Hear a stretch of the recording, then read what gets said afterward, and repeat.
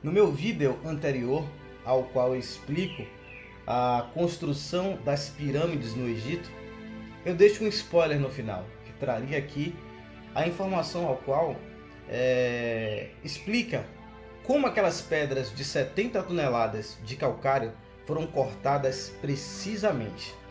E nos dias atuais a ciência não consegue nem explicar e nem consegue também reproduzir aquele feito. Eu recomendo que você assista esse vídeo anterior, até para um melhor entendimento desse vídeo aqui. Vai valer muito a pena. Há quem diga, para que eu quero saber dessas informações? Por que eu quero saber de construções antigas? No que vai me agregar saber de Urim e Tumim? Bom, eu acredito que isso é uma escolha. Algumas pessoas levam a vida sem se importar com os dogmas que a ciência e a religião lhe impõem, e principalmente os dogmas que a política, a ciência não poderia dizer, mas os dogmas que a religião e a política te impõem. Você não questiona, você apenas aceita e vai levando sua vida adiante. Mas talvez adquirir conhecimento que vai te trazer um pouco mais de liberdade seja saudável para você. Mas se você acha que não deve saber de informação alguma, apenas deve aceitar aquilo que lhe é dito e deve seguir, então é uma escolha que você faz e eu respeito. Mas aqueles que querem conhecimento, saber mais, perguntar mais e ir em busca de respostas, para esses, sejam bem-vindos ao canal, fique à vontade e por favor lhe peço, deixem um comentário. Por favor, recomende esse vídeo para o máximo de pessoas que você conseguir. Não vai custar nada deixar um like aqui e fortalecer o crescimento desse canal, que é para mim e é para você. A primeira vez que ouvimos falar de Urim e Tumim na Bíblia, tem muitas passagens, mas a primeira vez que nós ouvimos falar de Urim e Tumim é na passagem de Êxodo. Observe essas informações. Êxodo 28:30 diz: Também porás no peitoral do juízo Urim e Tumim, para que esteja sobre o coração de Arão, quando entrar diante do Senhor. Assim Arão levará o juízo dos filhos de Israel sobre o teu coração diante do Senhor continuamente.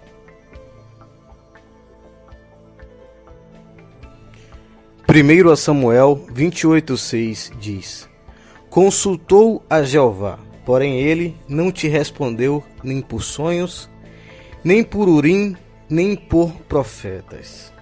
O que sabemos sobre Urim e Tumim é o seguinte.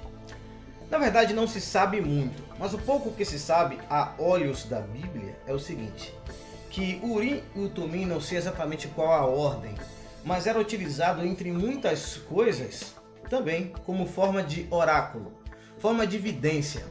O rei Saul, ele deixa claro, a Bíblia deixa claro que ele buscou alguma informação do eterno Deus e essa informação parece não ter surgido como ele queria, através de sonhos, através de profetas ou através do Urim e Tumim. Então, ele buscou formas de contato, de oráculo, com alguém que tinha conhecimento em necromancia, em espíritos, em comunicação com o outro lado. Haja vista, haja saber que a Bíblia não diz que essa forma de oráculo não existia. Ela deixa claro que existia, porém ela proíbe, que é diferente. No entanto, existia aí uma forma de oráculo, de consultar coisas além, através do Urim e o Tumim.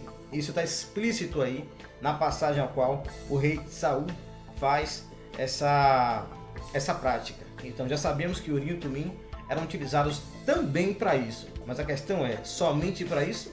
Ou tinham outras práticas? Existem muitas referências bíblicas sobre Urim e o Tumim. No entanto, não vamos encontrar em nenhuma dessas escrituras informações sobre origem das pedras, como e por que elas devem ser utilizadas, ou qualquer informação de uso. Em todas as passagens, você pode ler e reler, não vai estar qualquer informação da sua origem, da sua forma, ou qualquer instrução de uso das mesmas. Você vai encontrar detalhadamente o porquê na vestimenta do sacerdote existem outras pedras e para que elas estão ali. No entanto, quando se trata de Urim e Tumim, não tem qualquer informação. É como se as pessoas que estão operando todo aquele cerimonial já fossem familiarizadas com as mesmas. Então significa que certamente esse conhecimento vem de algum lugar, porém não está registrado nas passagens bíblicas. Você percebe então que não há uma informação clara da origem do Urim e nem do Tumim.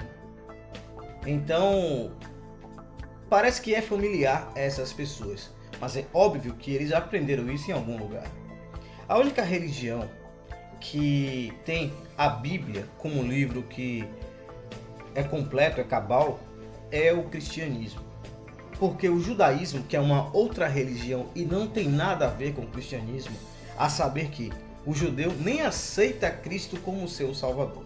Já o cristão acha que ele é familiar aos costumes e às práticas dos judeus, o que é uma inocência cristã, digamos assim. A única religião que não questiona, não busca informações paralelas para agregar é o cristianismo. Mas você percebe aqui que não há informação sobre como surgiu o Urim e o Tumim, a sua forma, nada sobre essas pedras. As demais pedras até conhecemos, mas essas não. Então é óbvio que a nossa sanidade, a nossa capacidade de raciocínio vai buscar outras informações. Eu quero fazer uma reflexão com vocês. Eu não vou contar a história de Moisés e nem vou questionar se esse mesmo é o nome, se ele existe ou não, ou seria um plágio de alguma outra pessoa anterior. Mas vamos pegar Moisés como uma persona real dentro da história bíblica. E o que é que Moisés ele apresenta pra gente? A sua história começa com ele bebê e depois apenas acima de 30 anos. Você não sabe o que Moisés viveu nesse período de 3 décadas aproximadamente. O que se sabe é que Moisés foi levado quando bebê. Ele não falava ainda, ele não tinha instrução de cultura, de ciência, de nada. Ele cresceu em conhecimento, em cultura, em ciência, dentro do Egito. Então talvez comece a linkar as histórias. No meu vídeo passado eu falo sobre as pedras, que são do Egito. E aqui temos o personagem Moisés, que foi o cara que foi a pedra fundamental para direcionamento das 12 tribos. E é o cara que traz aí, ele é o grande profeta dos judeus, né? E aí é o cara que deságua toda essa história que conhecemos. Então, o que Moisés fez no Egito? Aprendeu a ciência, a religião, a cultura e as demais coisas que o Egito praticava em alta magia. Então, seria muito familiar para Moisés, nesse período, aprender como utilizar o Urim e o Tumim. Porque quando surge na Bíblia, ele já está familiarizado. Tudo bem que os cristãos de vez em quando apelam para mas foi Deus quem revela. Isso não está escrito. O que está escrito é apenas que surge o Urim e o Tumim e eles já sabem como trabalhar com aquelas pedras. Então, é importante apelar para outras fontes de conhecimento, a saber que, já que é um profeta, do maior profeta judeu, e a maior referência que deu origem a todas as informações faladas anteriormente, como 12 tribos, entre outras, então é necessário que se busque aí outras fontes. A cultura judaica, ela tem aí alguns livros, né, alguns ensinamentos e costumes antigos que ela pega como referência. Você tem o Taná, o Tanaim, você tem aí a Mishnah, que é uma prática de passar o conhecimento de forma oral, falada ao próximo, e você tem aí também a Cabala, ou a Cabalá, como as pessoas chamam. Todo esse conteúdo, ele está em paralelo ao Pentateuco, né? Então, é um conjunto de informações e costumes práticas que são referências de um passado também, antes dos judeus serem judeus, hebreus e entre outras referências que vai ficar muito extenso falar aqui. Mas temos aqui algumas informações que eu acho muito interessante para te compartilhar a respeito dessas pedras. Então, por favor, preste bem atenção aqui nas informações que são compartilhadas das fontes de costumes judaicos. Outra pedra misteriosa é a pedra do relâmpago. O seu nome correto é Shamir. Não se sabe muito sobre o Shamir. Não se sabe a sua origem, não se sabe a sua cor, mas o que se sabe é que ela é uma pedra que tem a capacidade de cortar com precisão e em silêncio. E ela é associada ao rei Salomão quando, no Talmud, é demonstrado que esse chamir foi utilizado para cortar de forma ajustada as pedras para a construção do templo. Existe um estudo paralelo que diz que esses cortes não foram feitos com o chamir, mas foi feito com uma espécie de inseto ou verme. No entanto, essa informação não é precisa, porque sempre que é dito que houve esses cortes com o verme, é dito ou substância. Afinal de contas, eles não têm certeza que foi o verme que cortou. Na verdade, nós sabemos que não foi nenhuma espécie de inseto ou verme. Foi sim uma pedra desconhecida, muito aquém do que a ciência pode entender. Mas aqui você pode observar um padrão de que não tem informações de como se utilizar o chamir, assim como não tem informações de como utilizar o urim ou o tumim. Mas as pessoas que utilizavam as pedras, seja lá qual for, tinham familiaridade com as mesmas. Então talvez estejamos falando da mesma pedra utilizada por Moisés no passado. Afinal de contas, essas pedras eram explicadas de sacerdote para sacerdote, como de Arão para Eleazar. E também os reis tinham conhecimento. Afinal de contas, Saul utilizava o urim e o tumim. E também pode ser que Salomão esteja utilizando a mesma pedra séculos e séculos depois. Tão importante quanto o conteúdo que você está assistindo é esse recado que eu vou te dar. Chegou a sua vez de participar aqui desse canal, sendo o meu patrocinador. Você pode patrocinar esse canal e ajudar no crescimento do mesmo, trazendo melhor conteúdo, melhor edição, melhor áudio, melhor qualidade e melhor experiência. Você pode ajudar como você quiser, no valor que você quiser e somente se você quiser. No rodapé do vídeo, aqui na descrição, eu vou deixar uma chave Pix, chave aleatória, na qual você pode contribuir com esse canal. Eu te agradeço muito, só por estar aqui, e também te agradeço caso você queira patrocinar. Conto com você. É natural que o cristão ele não reflita o que ele está lendo, apenas passe por cima da informação e trazendo assim até familiaridade de coisas que até hoje ele não tem resposta. Quando eu digo hoje é porque muitas vezes as pessoas passam anos dentro de uma congregação e não procuram refletir aquilo que está lendo, não procuram pesquisar qual é a etimologia daquela palavra, quem a traduziu, o que significava. A sua primeira aparição, a sua primeira representação foi na Bíblia ou foi em algum livro ainda mais antigo que a Bíblia? A saber que a Bíblia não é o livro mais antigo das religiões. Então, na verdade, é um compilado de livros ainda mais antigos do que ela. Dentro da própria Bíblia, você tem livros aí que tem quase 2000 anos de distância, né? Livros da Velha Aliança, o Velho Testamento, para o Novo Testamento.